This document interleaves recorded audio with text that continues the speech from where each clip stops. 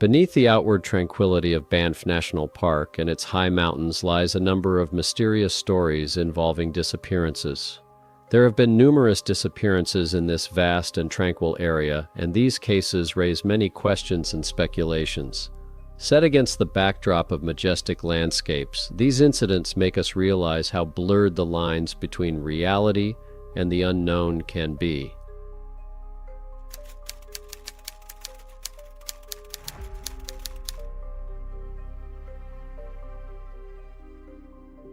In February 2015, training sessions for search and rescue professionals were planned for Banff Park. This park is located in the Canadian Rocky Mountains, where conditions are quite dangerous in the winter. There are ice walls and difficult routes for climbers in the polar sector area. The training was organized to practice dealing with avalanches and other high-altitude emergencies. The weather at the time was unstable, with high winds, sudden temperature changes, and regular snowfall. Sergeant Mark Sales was often deployed to different countries and climates. He has been involved in high-altitude, tropical, and combat zone rescues. He has won awards for bravery and is noted for his ability to remain calm in critical circumstances. These qualities were considered particularly important for the upcoming exercise. Mark was tasked with checking the technical condition of the equipment and ensuring that all participants carried working search sensors, beepers. These beepers help locate a person under the snow in the event of an avalanche. Banff National Park has a long-standing practice of utilizing military experts for such training. The park staff worked with the Army to share their expertise. Mark scrutinized the weather forecast and reports of potential avalanches. There had already been several avalanches in that area in January. Some of the avalanches had been small, but one had been quite large and had blocked part of the hiking trail. All the instructors knew about it. However, in the winter of 2015, the command decided not to cancel the exercise, believing that the level of training of rescuers was high enough. No one expected the situation to get out of control. In the early morning of February 12, 2015, a group of rescuers began the ascent to the desired site. The goal was to practice rappelling down the ice slope and check radio transmitters in low visibility conditions. Wind speeds increased that day and temperatures were recorded very low, closer to -22 degrees Fahrenheit. Some team members reported warning signs. Faint crackling in the snow layer was heard in several locations. This often indicates that the internal structure of the snow layer is unstable. Mark was walking in a bundle along with Corporal Jeff Fraser. They were constantly double-checking how well their gear was secured. In such conditions, any mistake could cost lives. If a person's harness breaks or a safety rope comes loose, the slippery pavement leaves little chance of holding on. Plus, they considered the possibility of new avalanches, as snow had been accumulating on the steep slopes all week. By late afternoon, the wind had picked up. Mark radioed base camp to relay the situation.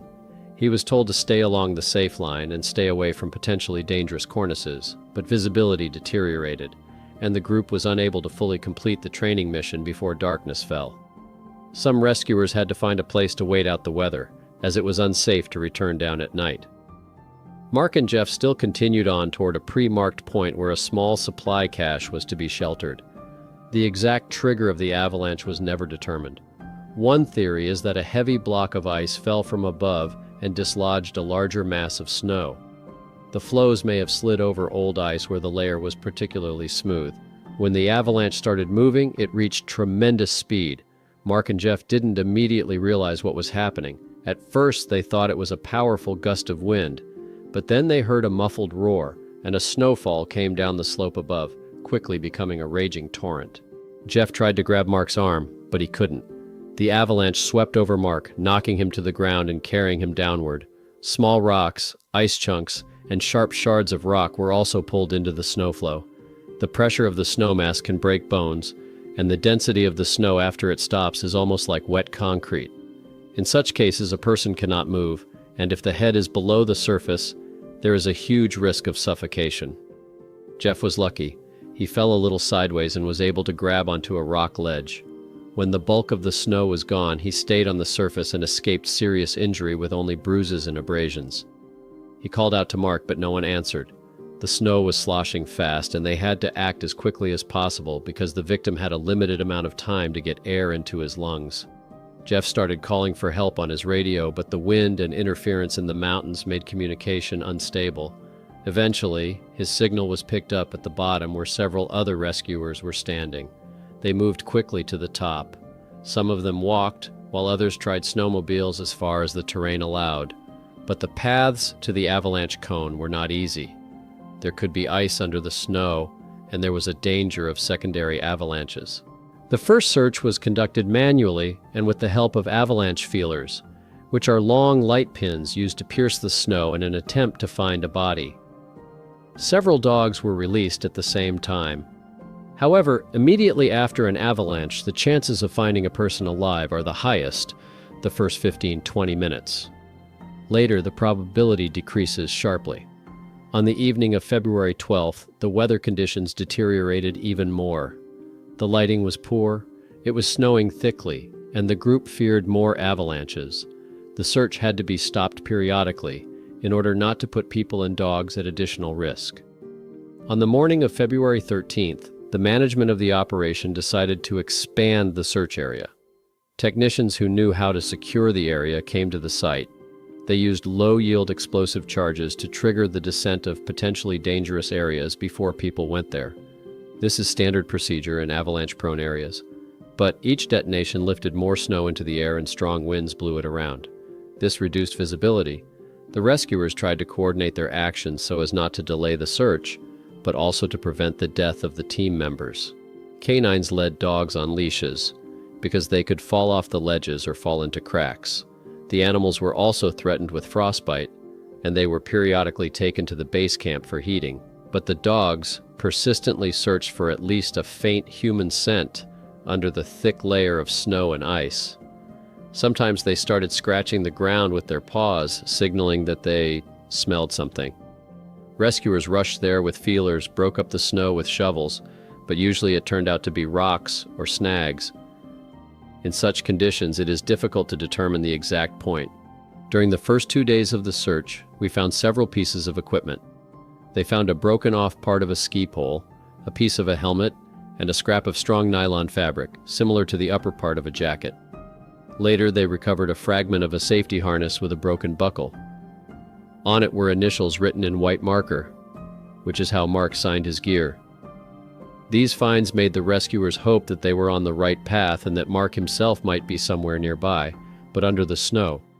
However, the signal from the beeper, which should send a radio signal, no one has not caught. Because of the terrain, peculiarities of the waves could be distorted, and the batteries in the beeper in the cold lost power. Perhaps the device was damaged by rocks or snow pressure. This made the task very difficult. In the polar sector area, repeated snowfalls are common. Sometimes they are smaller in volume, but they can still swamp a search team or throw someone into a ravine. During February 13th and 14th, experts observed fresh cracks at the top of the ridge. These cracks indicated that the snow there was still unstable. As temperatures change, weak layers form inside the snow puff. Even a slight vibration can cause a new collapse. The people and equipment carrying out the search work create vibrations themselves. So we had to constantly assess the risks. Some rescuers suffered minor injuries from shoveling, falling on slippery ice, or experiencing symptoms of frostbite. Their hands and feet would go numb, and if their gloves got wet, their fingers would cramp. The medics on duty at the camp helped the frostbitten, but warned that it was dangerous to continue working in such a condition. As a result, shifts were changed, and some people were temporarily out of commission. Mark's mother, Liz Quinn, lived in another town. When she was notified of what had happened, she was distraught for a long time. She was told that Mark was missing in an avalanche, that a search was underway, but that the odds had dropped after the first few hours. Every day she received calls from the military unit, updating her on the progress of the operation, but there were no concrete results. She asked if the dogs could have made a mistake, if more people or equipment were needed. In response, she heard that all possible resources were being utilized. Liz realized that the statistics in these situations were disappointing. If a person isn't found in the first 24 hours, the likelihood of finding them alive quickly diminishes. especially since there could be injuries incompatible with life under the snow. But the mother hoped for a miracle to the last and imagined how Mark, with his great experience, managed to find an air pocket cavity under the snow mass. As time went on, however, the search reports became more and more gloomy. By Feb. 15, the new park rescuers, military, canines, and volunteers were beginning to run out of steam. Shift after shift scoured the avalanche zone, checking the maps and the approximate path of the avalanche. They checked different layers of snow, sometimes digging to a depth of more than 3 or 4 meters, but there were no results. On the third day after the avalanche, the chances, according to experts, fell to almost zero. It became too dangerous to continue work on a full scale. On February 16th, it was decided to stop the active phase of the search for Mark Celeste. Officially, he was declared missing, and it was assumed that he died under an avalanche.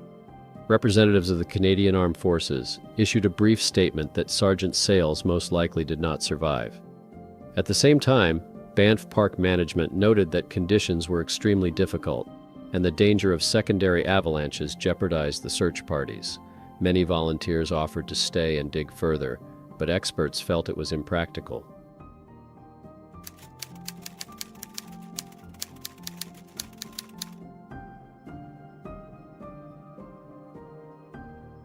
In the spring of 2017, Banff Park attracted travelers and nature lovers as usual. The mountains and forests looked impressive and mysterious. That's when William Linski, a 21-year-old student from Whistler, British Columbia, better known as Willie, disappeared. He was a computer programmer and student in Vancouver, preparing to finish his course and with serious plans for his future. There was nothing unusual about the Linski family's daily life until things changed dramatically in April. On the evening of April 12th, Willie left Vancouver for Edmonton on a Greyhound bus. This fact is confirmed by surveillance video footage. This footage was the last credible evidence of his presence. The next day, he stayed at the Century Casino Hotel in Edmonton, which surprised many, as he had no acquaintances in Alberta. On April 14th, his cell phone was recorded in Calgary, but that event proved to be the last sign of his activity. The family in Whistler became very alarmed, especially his brother, who noticed that Willie had not returned. His phone stopped answering, social media and bank accounts froze. Vancouver police, after discovering that the phone signal had reached Calgary, dropped the investigation, which put the Linski family on edge. For months, there was no information about Willie until one discovery in Banff brought him to new attention. His ID card was discovered in the cushions of a couch in the Cascade Plaza shopping center. For Willie's mother, Heather, it became a serious reason to keep looking. She drove from Whistler to Banff, hoping to find some trace of her son. The scenery and atmosphere of Banff reminded her of Whistler, and there was a suggestion that Willie might have come here. Heather talked to locals and put up posters, trying to find any information she could. However, despite her best efforts, the search was fruitless. It remained unclear whether Willie had left voluntarily to start a new life, or whether it was the result of another, darker scenario. Some speculated that he might have developed signs of schizophrenia, but people who knew him personally had not noticed any such manifestations. Others speculated that he may have traveled to meet someone from the internet, seeking new experiences. As a result, many versions never gave a concrete answer, and Willie's mother still did not know where her son was or what happened to him. The story of William Linski remains unsolved to this day.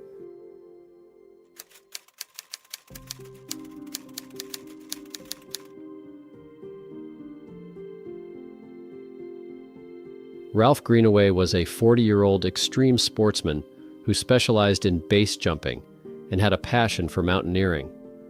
On August 31st, 2014, he went to Rundle Mountain in Banff Park, where he planned to make a wingsuit jump. His car was later found near the start of the trail, but Ralph himself was not found. Rescuers have not been able to determine what happened to him, and he has been officially reported missing. In almost 10 years, he has made many successful jumps, including wingsuit jumps from high cliffs in Norway and Italy. Friends often marveled at his neatness. Usually athletes who were into base jumping gave the impression of more reckless people, but Ralph always carried a notebook with him, where he described in detail the trajectories. routes for climbing, and places suitable for landing. Jessica Taylor, his friend and climbing partner, noted that it was his meticulousness and attention to detail that allowed Ralph to avoid serious injury for years. Mount Rundle in Banff Park is known for its steepness and often unpredictable wind gusts. The slopes here are made up of limestone rock that can crumble and form slippery ledges. In addition, the weather can deteriorate rapidly in late summer when the heat turns to colder temperatures. Local rangers have repeatedly warned hikers that even in seemingly favorable conditions, the mountain is fraught with danger. A sudden change in wind, unstable ground, or the onset of rain that turns to wet snow can make the descent deadly difficult. According to Jessica, Ralph had said the day before he disappeared that he wanted to make the perfect jump, flying off a steep section of Rundle Mountain and then flying smoothly in a wingsuit to a relatively flat area below. That's where he planned to land by parachute. On the morning of August 31st, he took along his standard gear: wingsuit, parachute, helmet, GPS device, and phone. He was also in the habit of making a plan in advance: where to stop to put on the wingsuit, and how to choose a point for the run-up. But as it turned out later, this time Ralph did not leave exact coordinates or detailed route notes. For what reason he broke his own rule remains unclear. By late afternoon that day, Jessica discovered that Ralph had not been in contact. Although it happens in base jumping that people turn off their phones to save battery life or to avoid distracting calls, she was alarmed that she didn't hear from him until late that night. On the morning of September 1st, several friends went looking for Ralph. His car was quickly located near the beginning of the trail leading up the slope of Rundle Mountain. The car was parked in the same spot where he had left it the day before.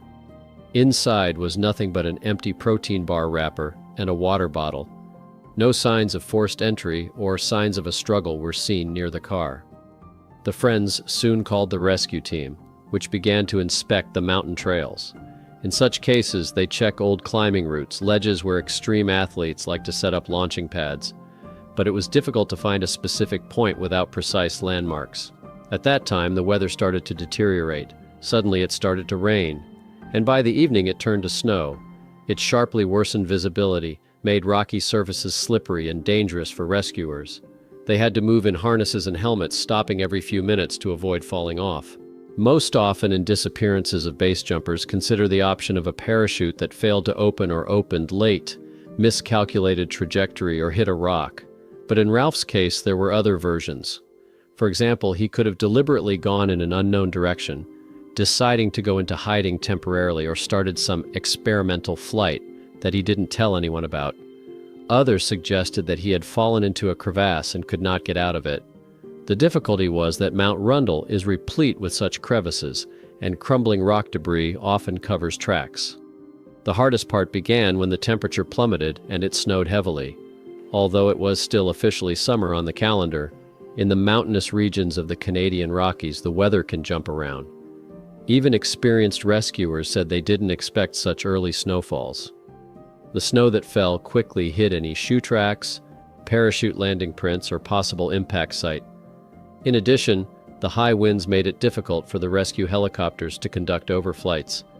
They were only able to make a few overflights, but cloud cover and precipitation prevented a thorough view of the slope. Unlike some similar stories where they found fragments of wingsuit wings or torn parachute slings, they found absolutely nothing. Dogs, specially trained to search for people by scent, tried to pick up the trail, but snow, wind, and humidity reduced their efforts to zero. Rescuers scoured every corner, but Rundle Mountain was too big and the weather too bad. By September 2nd, the search continued under very difficult conditions. People began to suffer from hypothermia, and visibility was down to a few meters in places. As the search dragged on, the team members had thoughts of a terrible outcome. There have been cases where the body of a missing base jumper was found a month or more later, and the remains were in such a state of disrepair that they were difficult to identify. In the high mountains, the temperature may favor slow braking activity. If a body has fallen on rocks, it may be partially hidden under debris or ice. Predators, wolves, bears, and coyotes, can drag away fragments of equipment or the body itself. Rescuers were afraid of stumbling upon a scary picture, given that time passes and the snow could melt or shift again. Several teams of volunteers and Parks Canada representatives worked in shifts. First, they searched the main trails and neighborhoods. Then they widened the circle. They used binoculars and long lenses to see something from afar. But snowy debris and dark rocks merged into a monotonous landscape. The search participants had to struggle with emotional tension. Jessica Taylor was also among the volunteers. She admitted that she kept replaying the possible accident in her head, trying to imagine what could have gone wrong. She had nightmares of Ralph lying motionless among the rocks and ice, his parachute dangling in the wind. Every day she got up, hoping for news that he had been found alive, or at least a lead. Ralph's cell phone still gave no sign. In the mountains, there's often no stable coverage, but even a weak signal can sometimes allow you to trace your last location. This time, there was nothing to be found. Probably either the battery was dead or the phone broke on impact. In an attempt to find any clue, experts checked the logs of nearby cell towers, but found no recorded attempts to call or transmit data. As is often the case in such cases, rumors began to form.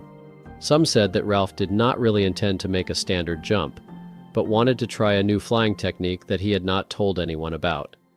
Others thought that he may have decided to fake his death and go to another neighborhood. More realistic versions were that he simply miscalculated the angle of flight and collided with a rock, and then nature hid all traces. But since not even parts of the wingsuit or parachute were found, the situation was a matter of speculation. The Banff Park Rangers and police representatives started an official missing person procedure.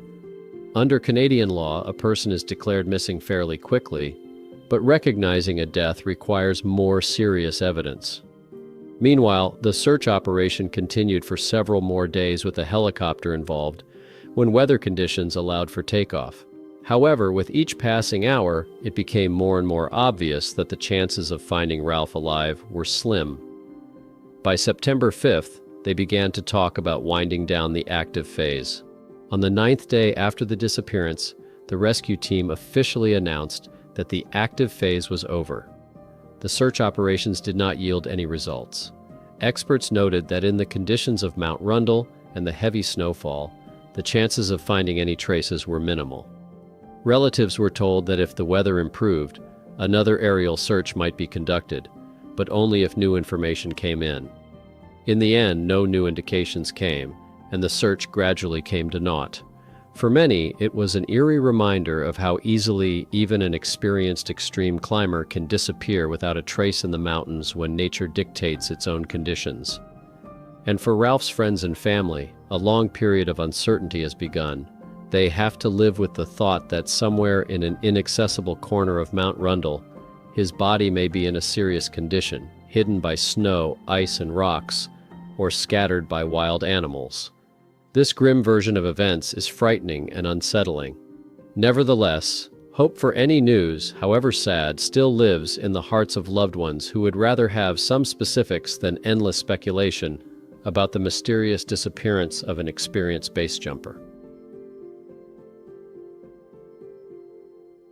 Once again, these stories remind us how thin the line between the familiar and the unfathomable mystery can be, especially when it comes to the rugged and unpredictable nature of Banff National Park.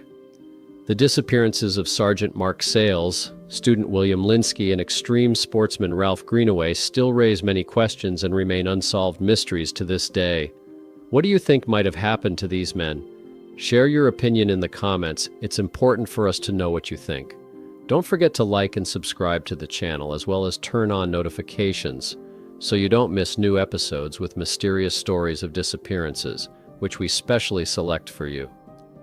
Take care of yourself and your loved ones, and remember, nature always keeps more secrets than we can imagine.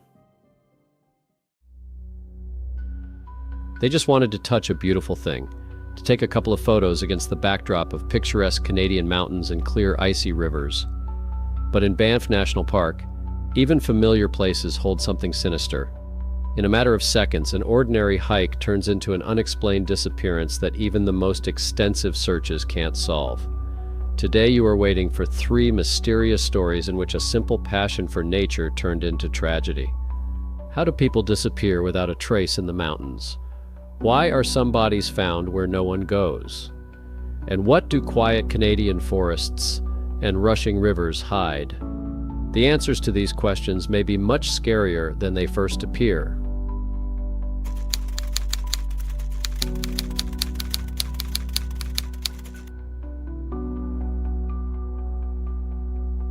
In July 2023, a tragic incident occurred in Banff National Park that, despite extensive searches, has never been definitively resolved.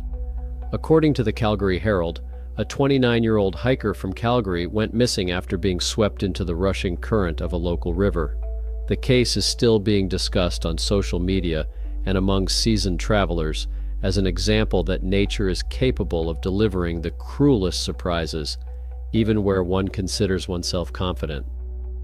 According to open sources, Gagandeep Singh Khalsa and two of his friends traveled to Banff Park in a bid to enjoy nature, beautiful views, and take some spectacular shots against the backdrop of the Canadian mountains.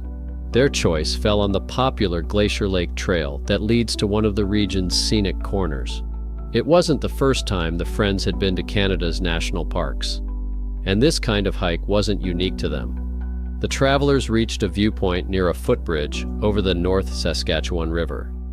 Here they decided to stop to take photos. This is the location that attracts tourists because of the unusual combination of mountain landscape, forest colors, and turquoise river. However, the beauty of the scenery has a danger. The river, fed by glacial waters, is actually much more rapid and cold than it may seem at first glance. According to eyewitnesses and reports from search and rescue teams, on Saturday night a group of hikers, including Khalsa, decided to go to the very edge of the bank to get some good shots of the rushing water. Allegedly, Gagandeep Singh Khalsa slipped on a wet rock or lost his balance by stepping too close to the cliff and ended up falling into the river. A friend saw him fall and then he was quickly swept up by the current.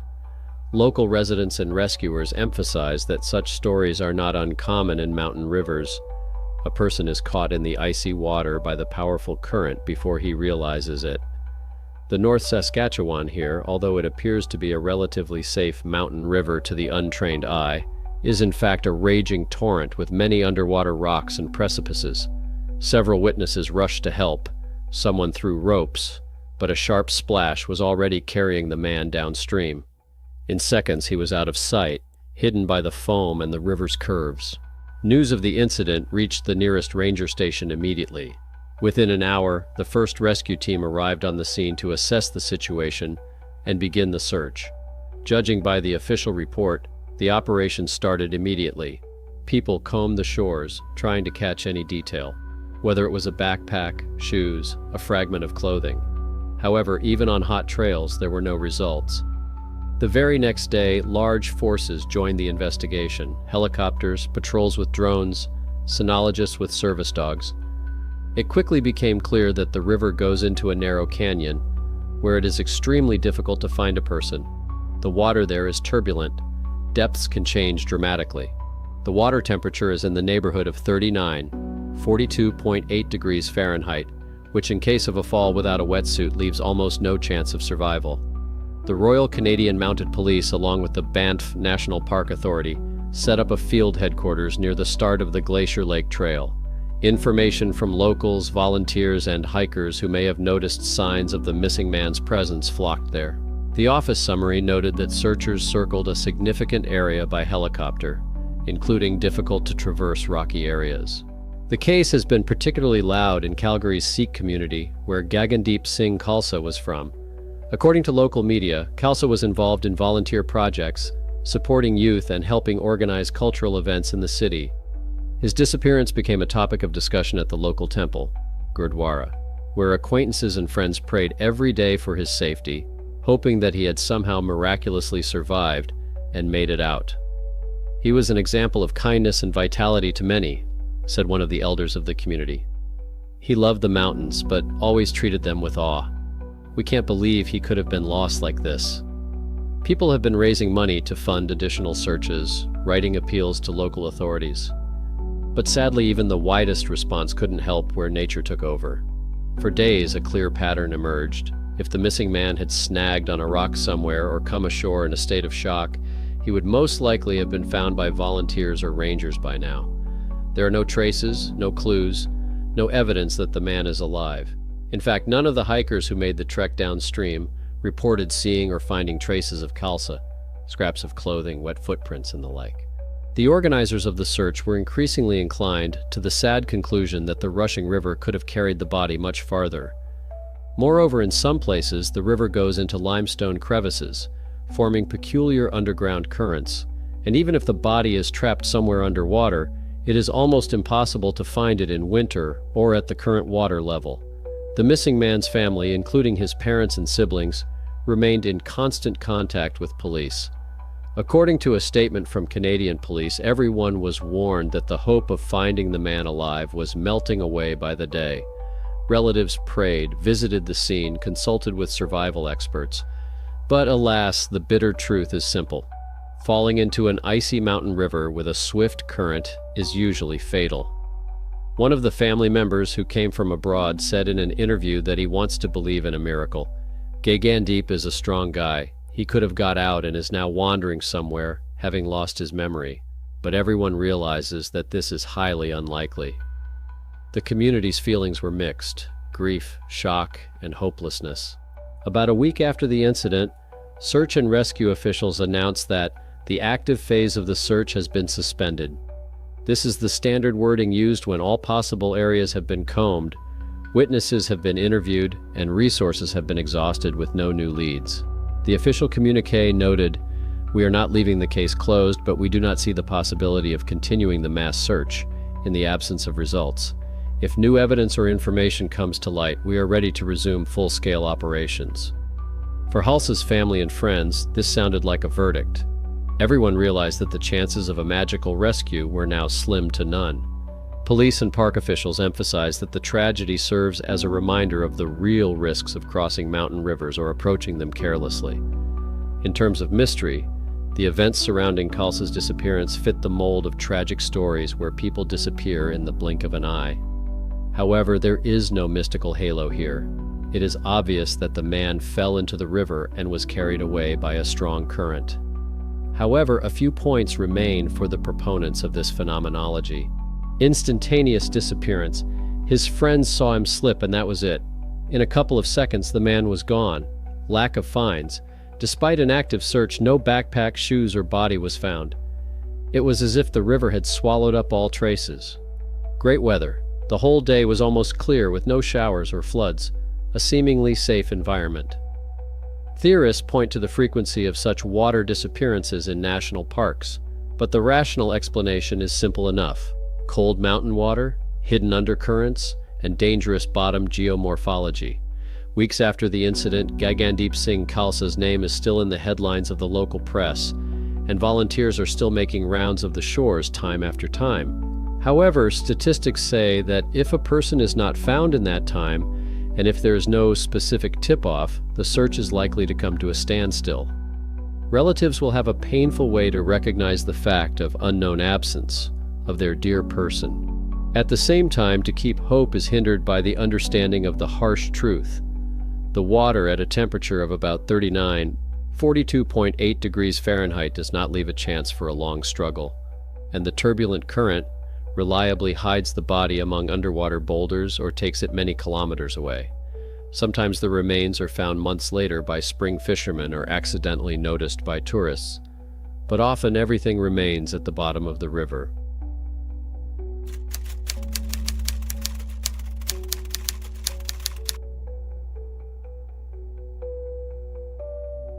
On July 11, 1998, on the back slope of Mount Sulphur, one of the relatively obscure slopes in the mountain range, there was a discovery that will long remain in police archives under the label Unsolved. On that day, a group of climbers trying to find an alternative climbing route came across fragments of human remains. The site was off the main hiking trails, deep in the forest zone, and it was not easy to get there. Steep cliffs covered with dense spruce and fir undergrowth were of little interest to those who followed the official routes. According to one of the climbers, they noticed the remains by chance when something bright and unnatural caught their attention among the tree roots. At first they thought it might be clothes or garbage thrown by someone, But when they got closer, they saw parts of bones and almost mummified fragments of cloth.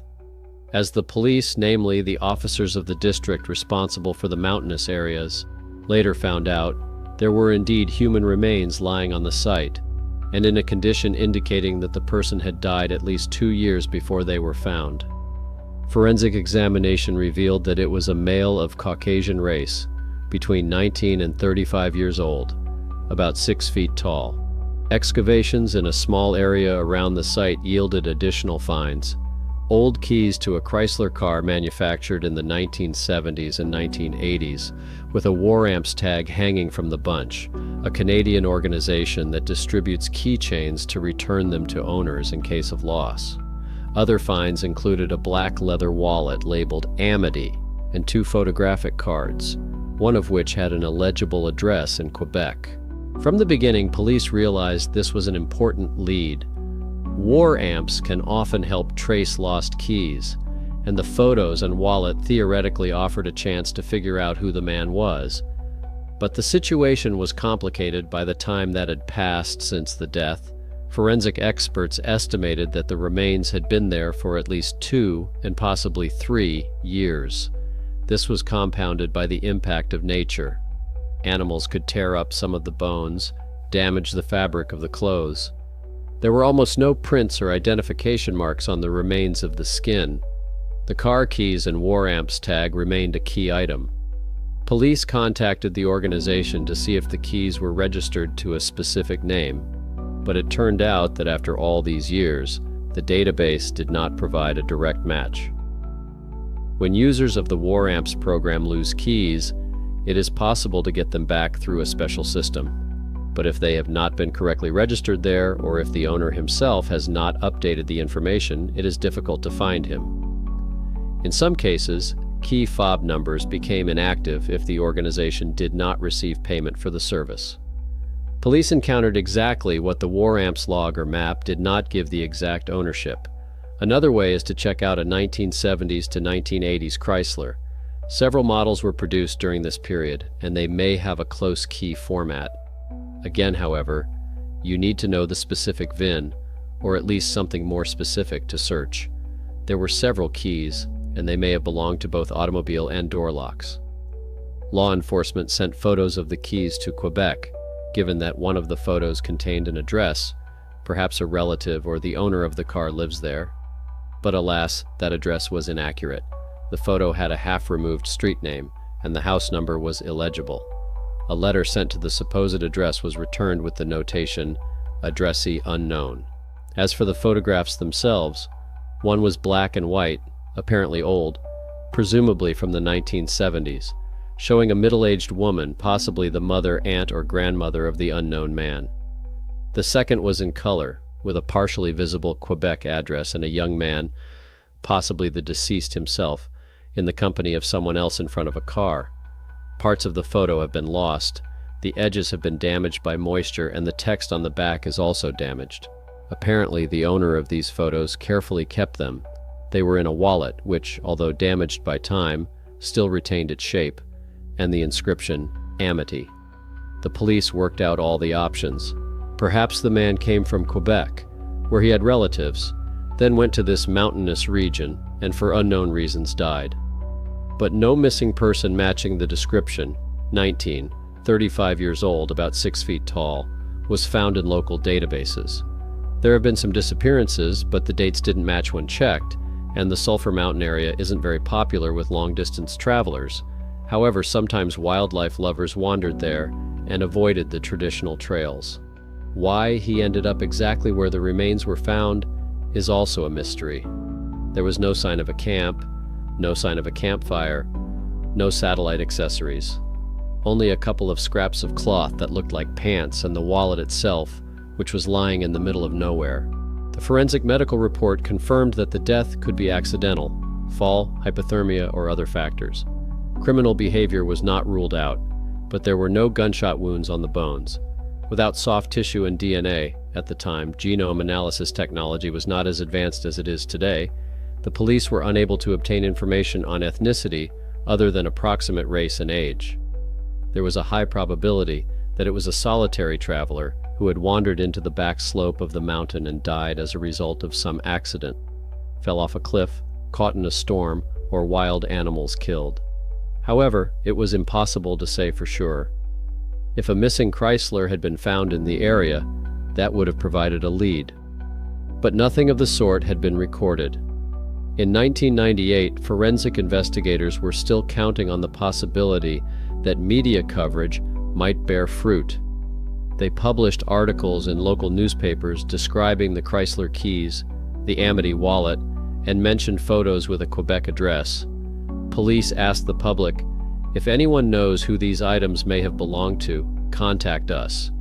But no one responded with convincing evidence. Different people called, suggesting that the missing person was someone they knew, but matching details, height, age, time frame of disappearance, ultimately yielded no match.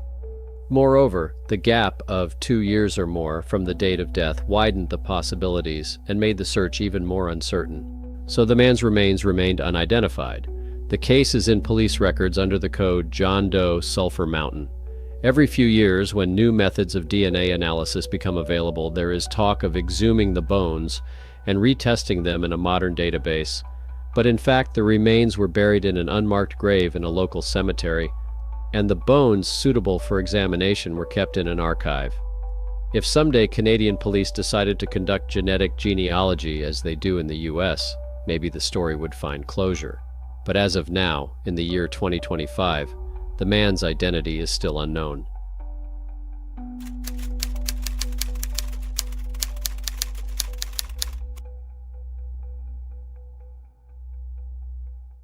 In April 2017, 22-year-old Willie Linski from Whistler, British Columbia, suddenly decided to travel to Edmonton, as if succumbing to some impulse or plan he hadn't told his acquaintances and family about.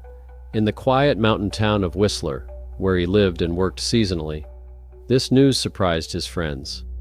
They thought that Willie did not plan to go anywhere for a long time, at most, for a short trip on business.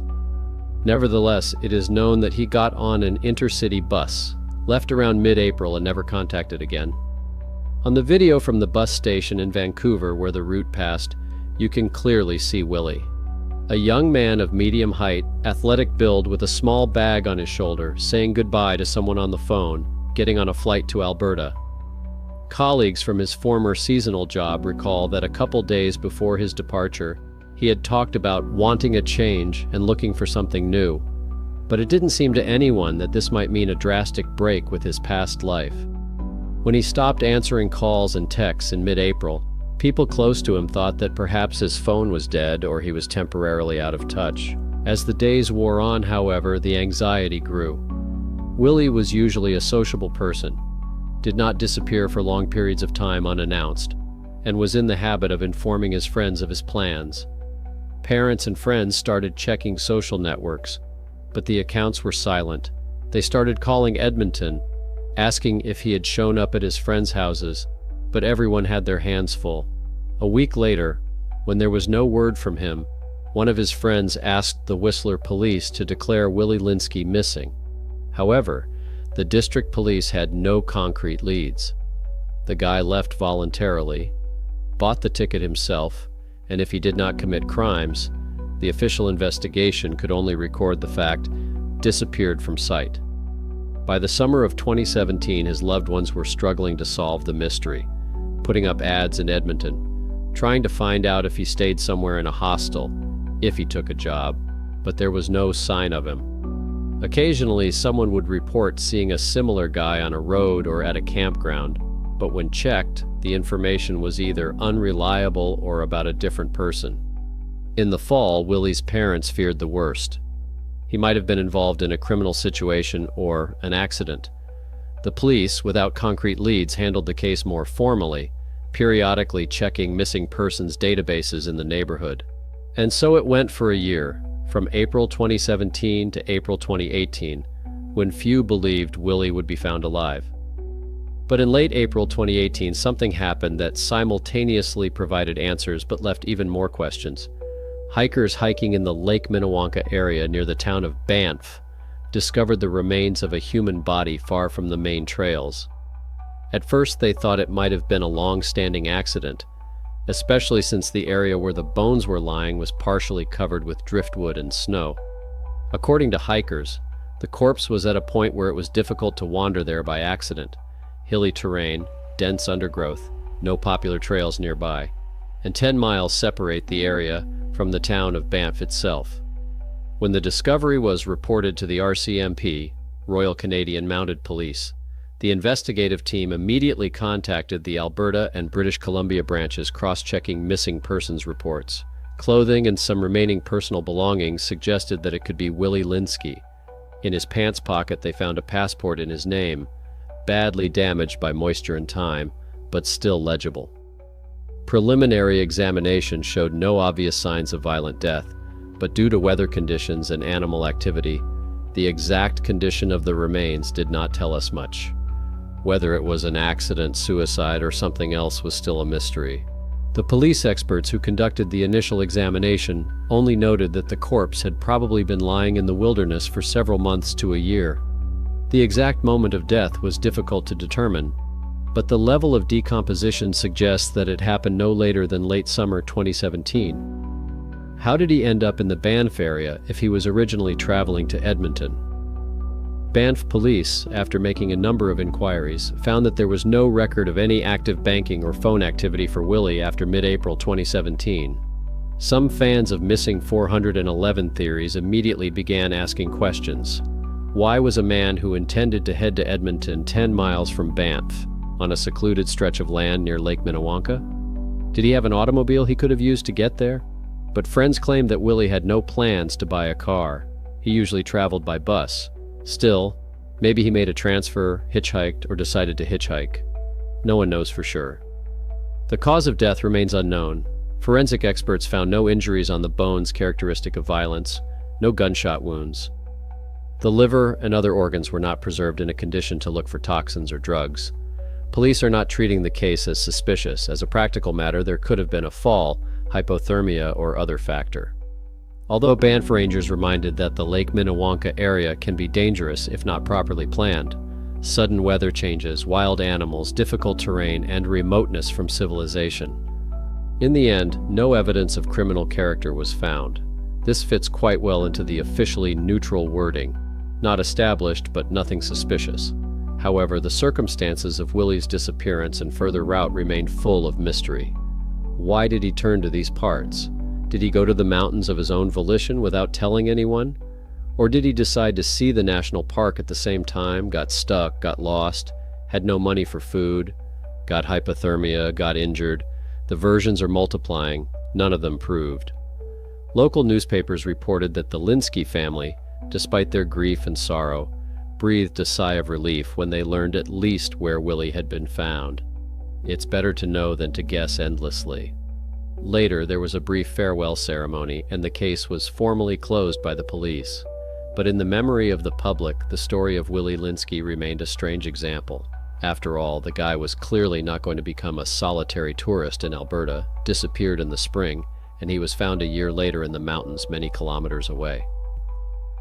Missing 411 enthusiasts point out that the day of his disappearance was clear and warm, according to the bus driver. But suddenly his fate took an unfathomable turn. Even if it is a common accident, many questions remain unanswered. How did he go there? What were his motives? Why didn't anyone see him on the way? How did no one stumble upon his body for a year, if tourists sometimes walk there in summer? After all, the official version does not give a clear explanation. And so another name is added to the list of mysterious disappearances in Canadian parks, albeit found, but with unclear circumstances of death. 3 stories, 3 fates lost forever among the wilderness of Banff National Park. Gagandeep Singh Khalsa, who disappeared in an icy river in front of his friends. The mysterious man from Mount Sulphur, whose identity has remained a mystery for decades. And Willie Linski, whose journey was cut short in a completely unexpected place, far from the intended route. These cases remind us again how thin the line is between safety and deadly danger when it comes to the wilderness. What do you make of what's happening? An accident, a fatal mistake, or something we don't yet understand? Share your thoughts in the comments. Put likes if the video hooked you. And don't forget to subscribe to the channel so you don't miss new mystery stories and amazing investigations. Click on the bell, because ahead of us awaits a lot more mysterious and unknown. Take care of yourself and your loved ones. And remember, nature keeps more secrets than we can imagine. Every year, thousands of tourists visit Canadian national parks to enjoy the stunning beauty of nature. But what if, among the picturesque mountain slopes, dense forests, and tranquil lakes, there is something inexplicable that can change the lives of even the most experienced travelers in a matter of seconds? Today, we will tell you 3 mysterious stories that took place in Banff National Park, disappearances that defy logic, strange discoveries, and questions that no one has been able to answer for many years. Why do people suddenly vanish into thin air? How do tourists end up on inaccessible mountain ledges without any equipment? What is really going on in these places? Get ready. Secrets that have yet to be revealed await you.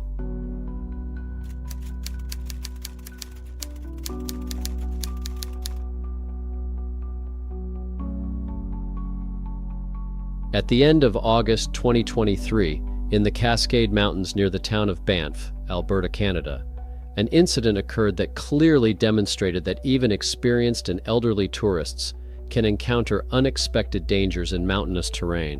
A 64-year-old man from Calgary who had set out on a solo hike did not return at the appointed time. Although, according to acquaintances, he usually planned his trips carefully and informed his relatives of his approximate return time. When he did not show up by evening, his relatives and friends began to worry.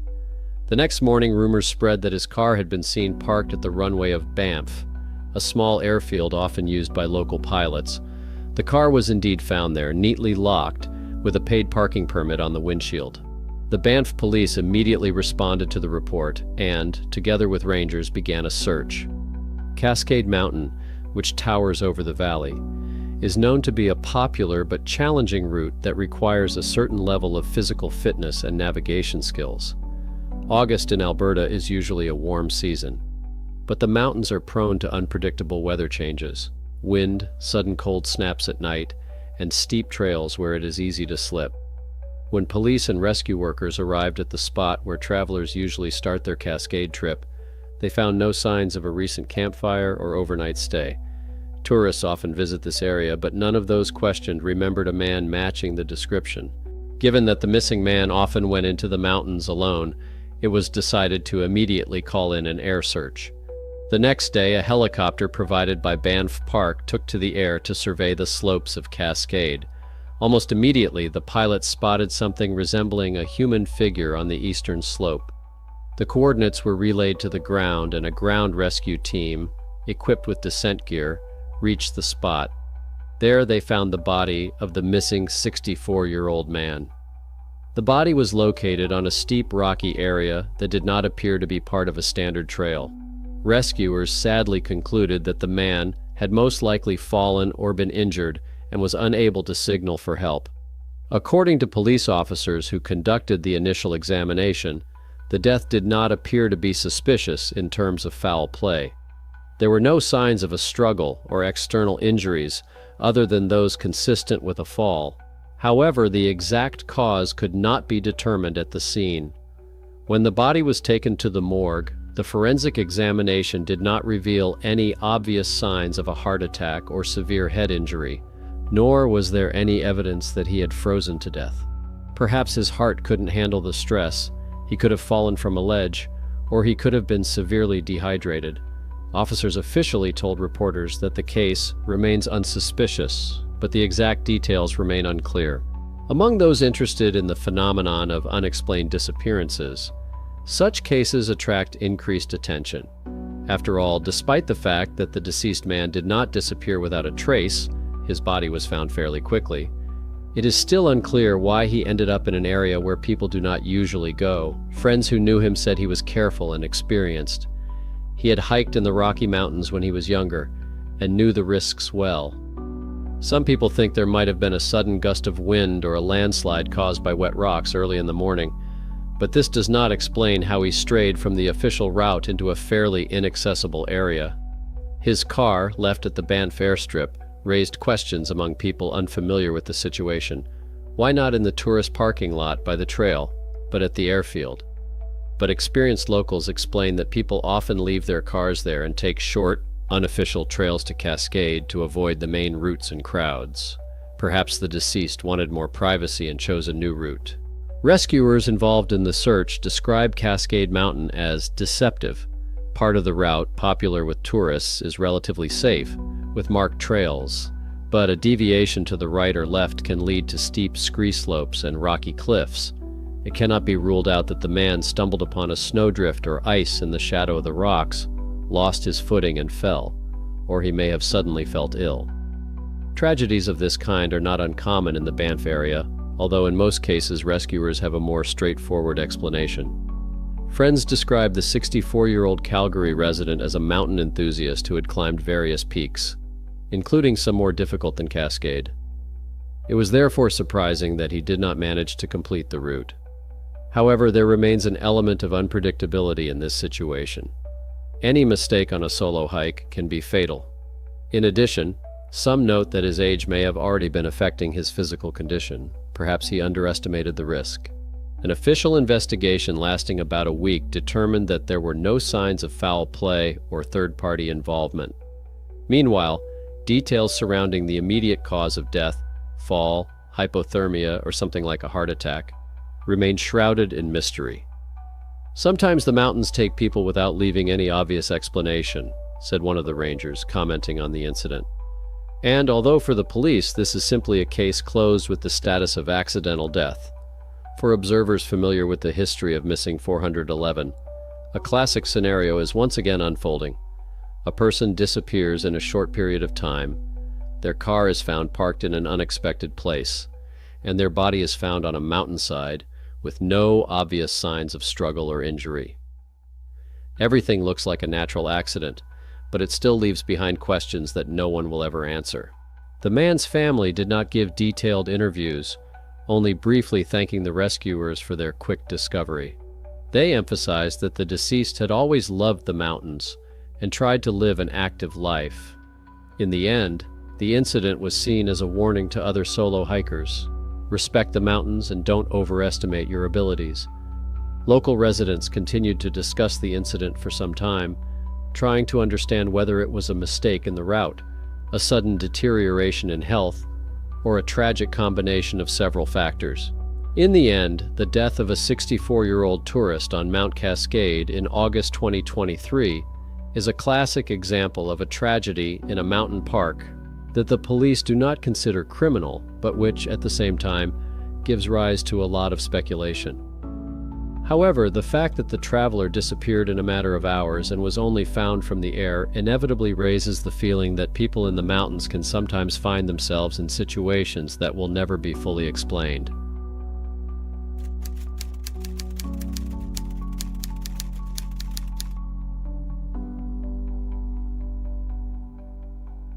In August 1986, one of the most mysterious disappearances occurred in the area of Lake Moraine, located in the picturesque foothills of the Rocky Mountains in Canada. 19-year-old Jessica Reynolds looked perfectly happy that day. It was a mild Canadian summer, the sun was gently warming the air, and her parents had suggested a small picnic on the banks of a mountain stream, not far from a tourist campground. Jessica herself was an open, friendly, nature-loving girl. Many of her acquaintances said that she loved walking in the fresh air, often sketching in her notebook, and planned to attend art college. On that August day, there was no sign of trouble. The route to Lake Moraine was well known to the family. They arrived there in their car in the morning, parked in a special parking lot, and walked to a stream a few hundred feet from the lakeshore. Her parents wanted to pick some wild berries, but Jessica just smiled and said she would sit by the water and cool off while they finished. As her father and mother later recalled, they had walked away only a few feet, apparently to get closer to the bushes where the berries grew thicker.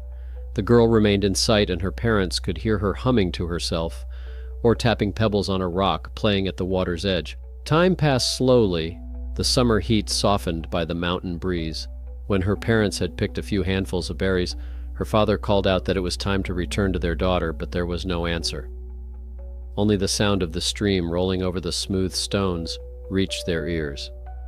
Intrigued by the silence, they returned to the place where they had left Jessica and suddenly felt a chill. Their daughter seemed to have vanished into thin air. There were no signs of a struggle, no cries, and no evidence that she had even entered the water. Her bag and jacket were still on the boulder, but Jessica was nowhere to be seen. The parents' first thought was that Jessica might have gone off to relieve herself or decided to help look for berries, but their calls, repeated searches of the nearby bushes, and peering into the stream yielded nothing. Within a few minutes, her mother and father began to panic. It seemed impossible to them that a 19-year-old girl could just vanish like that when they were only 30 feet away. But alas, reality proved otherwise. Jessica was gone. Her parents frantically searched every inch around the stream, calling her name, hoping she had fallen into the water and was calling for help. But all they could hear was the buzzing of insects and the rustling of the forest. After almost half an hour, her mother ran to the nearest tourists on the main trail, begging for help, while her father continued to search for Jessica. A spontaneous search began. Several people, including a group of teenagers, helped call the rescue service from the nearest phone booth, because in 1986, almost no one had a cell phone, let alone in the mountains. By evening, the rescue operation was in full swing. Park staff and volunteers set up headquarters at Moraine Lake and asked all tourists to report any details they had noticed. At night, dog handlers arrived with dogs, searched the forest along the creek, and checked for possible places where she could have fallen into the water. However, after sniffing Jessica's clothes, the dogs confidently picked up her scent from where she had been sitting, but after just a few dozen feet, they lost it, circling around, not knowing where to go next. It was as if the girl had disappeared without a trace, leaving no additional footprints on the damp ground. The morning brought even more volunteers. The Reynolds family begged people to help with the search. By the third day, there were already about 100 people, coordinated by rangers. Several areas were designated for combing, from the creek to the shore of Lake Moraine and within a radius of several miles. Meanwhile, there were no new clues, no cries, no scraps of clothing, no broken branches that would clearly indicate the route of escape or abduction. If Jessica had been kidnapped by an unknown villain, how could he have done it so quietly and unnoticed? And why? According to her parents, the girl had no enemies or personal conflicts, and for a random criminal, in the wild mountains, the likelihood of this is low. Police officers interviewed by journalists said they saw no obvious signs of a violent disappearance, but they could not rule out the kidnapping theory. When a week passed, people still hoped to find her alive. They thought that maybe she had gotten lost, but she was only a few feet away from her parents, and surely wouldn't have gone far, especially since she was not a child, but a 19-year-old girl who knew where she was going. An aerial search was organized. Several helicopter flights surveyed the area. But the weather sometimes played into their hands. The sun was shining and visibility was clear, so if anyone was wandering through the woods, they would have been spotted. However, no distinctive signals were detected. For the local rescuers, the case was already starting to look strange. No clues, no obvious evidence. Not even an accident. Had she fallen into the water? They checked the entire stream and the lake's shore in case the body had been carried out, but the water there was not very strong. A search dog showed no signs of her presence in the water. It was as if she had been swept away in a minute or two by an unknown force. 2 weeks passed since Jessica disappeared, and the search continued, albeit on a smaller scale. Her parents did not give up, publishing announcements and using the few media channels available at the time to draw attention to the story. Towards the end of the third week, the entire rescue team was thrown into a frenzy when one of the volunteers, a man in his 30s, came across a strange sign while passing through a remote section of the forest. A hat was hanging from a tree branch at about human height. It was a light white hat, which, judging by the photo, matched the one Jessica had worn on the day of her hike. There were no belongings, no notes, no traces nearby. Just a hat, as if someone had carefully hung it there. The fact that it was 2 miles from the place of disappearance greatly puzzled the rescuers. The route between the creek and the place where it was found was not a well-trodden path. but crossed folds in the terrain where tourists rarely set foot. How did the hat get there? Why would Jessica hang it so neatly on a branch without leaving any other traces? The dogs checked the area around the find again. After briefly picking up the familiar scent from the hat, they darted nervously through the forest, but did not give any clear direction. The rescuers racked their brains, hoping that perhaps it was a signal for help or that the girl had managed to walk those 2 miles. But then, what next? The police considered various theories, from an accident to some kind of mental breakdown on Jessica's part, although there were no indications that she had any problems. Her father recalled how cheerful she was and full of plans for the future, how close she was to her parents, and how she showed no signs of depression. The search continued for another week, but eventually came to a standstill due to a lack of results. Neither the body nor the girl were found. In desperation, by the end of the month, the park administration and the police announced that they were suspending the active phase of the search. Her parents clung to any possibility. They hired a private investigator and posted ads in border areas, as if Jessica could have been smuggled out by someone. But nothing worked. Since then, the story of Jessica Reynolds has often been featured in discussions of mysterious disappearances. She has been missing for decades, and her body has not been found to this day.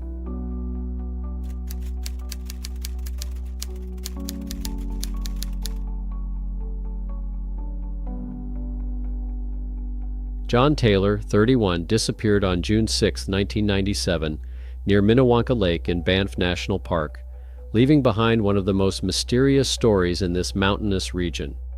To this day, many who have heard about his case ask, how could this have happened under such seemingly clear circumstances? After all, John arrived at the lake that day with 2 old friends, Tom and Greg, to go fishing and enjoy nature. Initially, there was no sign of trouble. The weather was warm and the wind was light. John loved to sit by the water for long periods of time. He enjoyed the process of fishing and getting away from the noise of the city. Since he worked in an office in Calgary, such trips to the mountains were a rare treat for him. According to friends, they arrived at the shore of Minnewanka Lake around 9 in the morning, choosing a gentle pebble beach at the edge of the forest.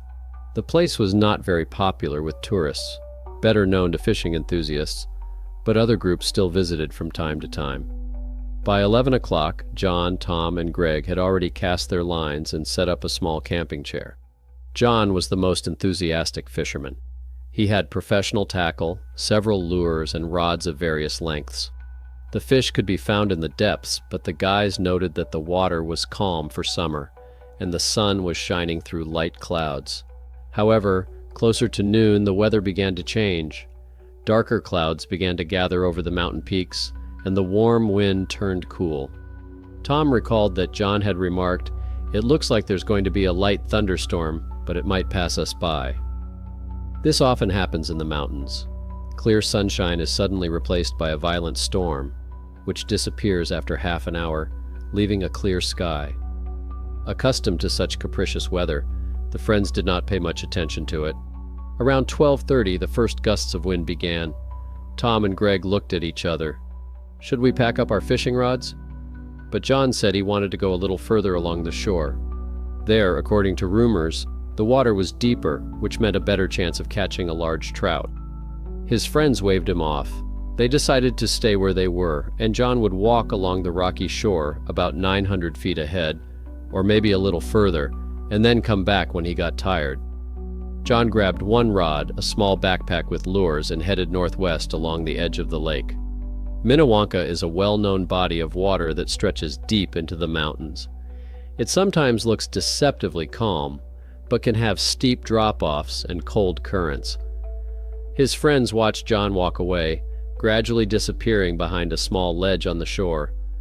Everything looked fine until about half an hour later the storm hit. In just a couple of minutes the clouds thickened, heavy rain began to fall, and 2 or 3 claps of thunder rumbled over the water. The storm, however, did not last long, maybe half an hour at most. Then the sky began to clear. Tom and Greg got into the car to stay dry and hoped that John would do the same, find shelter in the fishing line or return to them. But when the storm subsided and the boys went back out to look along the shore, John was nowhere to be seen. At first, Tom shouted, "Hey, John, "How's the fishing?" There was no answer. His friends were a little worried, but decided that he might have gone further along the shore to avoid coming back, or gone deeper into the forest to find shelter from the rain. They waited 15 minutes, walked along the shore in the direction he had gone, and looked for footprints in the wet gravel. But soon they realized that the storm had washed away all possible footprints. By that time, the rain had stopped, the sun was peeking through the clouds again, and the lake seemed calm and azure, but the friends were overcome with anxiety. John would not have left for so long without warning. Greg insisted that he always let them know if he wanted to change fishing spots or had changed his mind about fishing. After waiting for half an hour, Tom and Greg began a thorough search. They went into the woods, called out to John, walked 600 feet along the shore, but found nothing. No sounds, no signs. All that remained was an empty stretch of lake and the quiet dripping of water from the trees. John's car was still there, of course, as was their shared vehicle, which meant he hadn't gone anywhere. By evening, they realized that this was serious. They called the Rangers, who quickly arrived with a small team to begin a surface search. Minnewanka is in a fairly accessible location. There are tourist attractions nearby, and the town of Banff is 12 miles to the southwest. The missing man could, in theory, have made it to the city if he decided to cut his fishing trip short, but not tell his friends. That wasn't like him. When his family found out, they sounded the alarm, because John had no reason to disappear suddenly. The police and rangers launched a large-scale search operation. They searched the shoreline, the forest along the route, and questioned other fishermen. No one saw the man fall into the water or run away. A dog handler with a dog followed the edge of the forest, picking up the man's scent, but the rain had washed away the scent so much that the dog lost the trail after only 60 feet. That same evening, volunteers joined the search, combing the coastal waters in boats just in case. The night passed, and hopes that John would come out on his own in the morning faded. In the morning, a helicopter took off and flew over the area to see if there was a man waving his arm or any obvious traces of a fire, but there was nothing. On the second day of the search, a professional team was called in. They searched the nearest coastal cliffs, where someone could have fallen and gotten stuck, and divers partially searched the bottom in shallow water. For 2 days, there were no results. It was as if John had disappeared without a trace. John's mother, upon hearing this, drove to Banff, hoping to help or at least support those involved in the operation. On the 4th day, when everyone was beginning to feel hopeless, one of the search teams in a helicopter spotted a bright spot on a ledge above Minnewanka Lake. The ledge was high, several hundred feet above the water, and the location was so inaccessible that even experienced climbers usually did not venture there. Looking through binoculars, the pilot spotted something that looked like a jacket. Ground rescue climbers were immediately called in, and they began the dangerous climb up the ledge. When they reached the right height, they saw the body of a man lying in a sort of pocket in the rock. Based on the description, it was undoubtedly John Taylor. His clothes matched, and his relatives identified his face. The main question for the rescuers was how he got there. After all, the climb, which was accomplished by professional climbers, required ropes, carabiners, and special fastenings. It is unlikely that 31-year-old John, who was not a rock climber, could have overcome such a steep wall on his own. The place resembled an eagle's nest. On one side was a sheer drop, on the other, a rocky ledge and a small crevice with stones. The second thing that amazed the rescuers was that it was unclear what caused the death. The body did not appear to show any obvious signs of a strong impact with the rocks, although it is understandable that not all traces are visible after several days in the sun and wind. However, major fractures characteristic of a fall from a great height are usually obvious. A forensic examination later found no obvious bone damage. Of course, there could have been some internal bleeding or cardiac arrest, but without an autopsy, it is difficult to say, and the body had already begun to decompose in the sun. Nevertheless, the police reported that nothing suspicious was found and officially found no signs of an attack. Hence the wording, "The cause of death is unknown, but there is no criminal background." The family was told that he may have slipped while trying to climb somewhere, but this raised many questions. Why would John want to climb such a steep cliff alone, without any climbing skills or equipment. In conversations with the press, his friends were outraged. It's just not possible. First of all, John would never have climbed a rock without a safety harness. Secondly, even if a storm forced him to seek shelter, how could he have climbed a sheer wall 150, 200 feet high? He wasn't an extreme person, although he enjoyed hiking. And how then to explain the absence of any traces of a fall?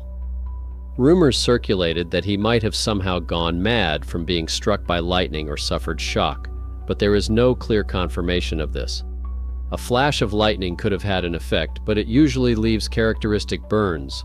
No such burns were found here.